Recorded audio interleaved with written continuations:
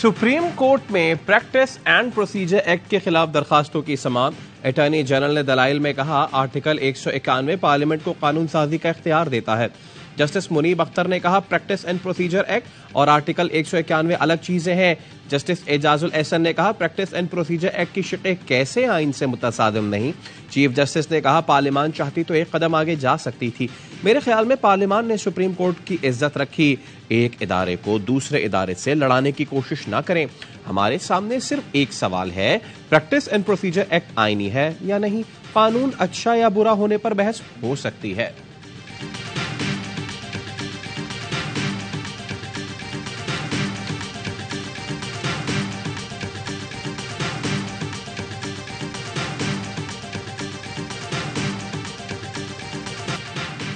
कानून साजी का असल मकसद आर्टिकल 184(3) था।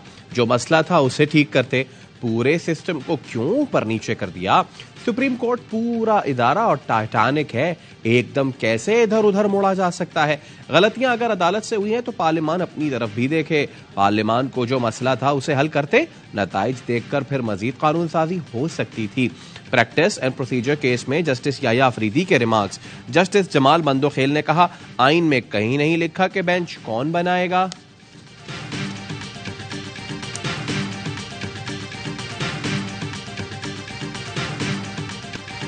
सुप्रीम कोर्ट ने स्टील मिल्स की निचकारी कलम करार देने के बाद करप्शन पर खुद नोटिस लिया। सुओ मोटो से आज तक स्टील मिल्स 206 अरब का नुकसान कर चुकी। अटॉर्नी जनरल के दलाइल। जस्टिस मज़ाहिर अली अकबर नकवी ने कहा, इस कार्रवाई को सुप्रीम कोर्ट के खिलाफ चार्जशीट नहीं बनाया जा सकता। जस्टिस शाहिद वहीद ने इस्तफसार किया, क्या आप मौलवी तमीजुद्दीन से हुदैबिया तक सुप्रीम कोर्ट को चार्जशीट करना चाहते हैं। चीफ जस्टिस से रिमार्क्स दिए, हम में तनकीद सुनने का हौसला होना चाहिए। अटॉर्नी जनरल सिर्फ हमें आईना दिखा रहे हैं। जस्टिस मुनीब अख्तर ने अटॉर्नी जनरल से कहा, माजी के फैसलों का मतलब ये नहीं कि पार्लियामान को मुदाखलत का इख्तियार मिल गया। आपसे लेक्चर सुनने नहीं बैठे कि कौन सा फैसला दुरुस्त था कौन सा नहीं।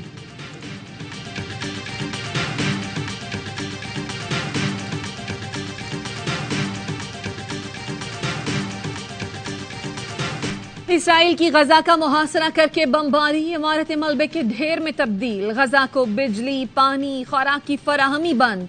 इसराइली फोर्सेस ने जमीनी कार्रवाई भी शुरू कर दी। इसराइली वजीर दिफा की हटधर्मी, कहा इसराइली फौजी आलमी कवानीन के पाबंद नहीं। इसराइली भेड़ियों की गजा में 450 मकामात पर बमबारी। सिर्फ अल फुरकान में 200 से ज्यादा अहदाफ को निशाना बनाकर मलियामेट कर दिया। अलकरामा में फास्ट फोर्स बम बरसाने से बड़े पैमाने पर तबाही। अक़वाम मुत्तहिदा के ज़ेरे इंतजाम स्कूलों को भी निशाना बनाया। फलस्तीनी वजारत सेहत का कहना है, इसराइली तैयारे अस्पतालों और एम्बुलेंसेस को ताक का निशाना बना रहे हैं। शहीद फलस्तीनियों की तादाद 974 हो गई। 143 बच्चे और 100 से जायद खवातीन शामिल। गजा के करीब मजीद 3000 फौजी दस्ते तैनात। अक़वाम मुत्तहिदा के मुताबिक फजाई हमलों के बायस गजा के 2,60,000 अफराद बेघर हो चुके। निगरान वजीर आजम अनवारुल हक काकड़ की ज़ेरे सदारत वफाकी कामीना का इजलास खत्म। मुल्क की माशी और अमन की सूरत हाल पर गौर किया गया। निगरान वजीर आजम की ज़ेरे सदारत PIA की निचकारी से मुताल्लिक इजलास। वजीर आजम का PIA के मामलात पर फैसला साजी में ताखीर पर तशवीश का इजहार। वजीर आजम का कहना था, PIA निचकारी को तेज तर किया जाए ताकि मुल्क की खजाने को मजीद नुकसान से बचाया जाए।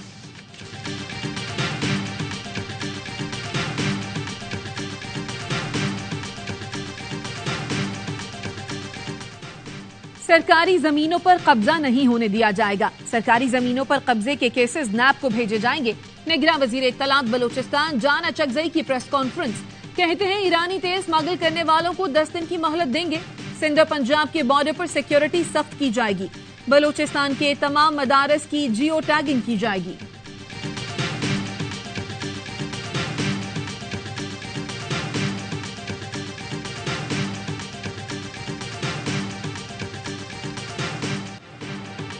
चेयरमैन PTI ने साइफर केस में फर्दे जुर्म आयद करने का हुक्म चैलेंज कर दिया। मौक़िफ़ अपनाया। ट्रायल कोर्ट ने लिखा, केस की नकूल वसूल कर लें, हालांकि वसूल नहीं की। इस्लामाबाद हाई कोर्ट ने चेयरमैन PTI को सहूलियात की फराहमी से मुतालिक दरखास्त पर फैसला महफूज कर लिया। जस्टिस गुल हसन औरंगजेब ने कहा, हमने जेल अस्पताल का दौरा किया, वो बीमारियों से भरा पड़ा है, इस हवाले से ऑर्डर पास करेंगे।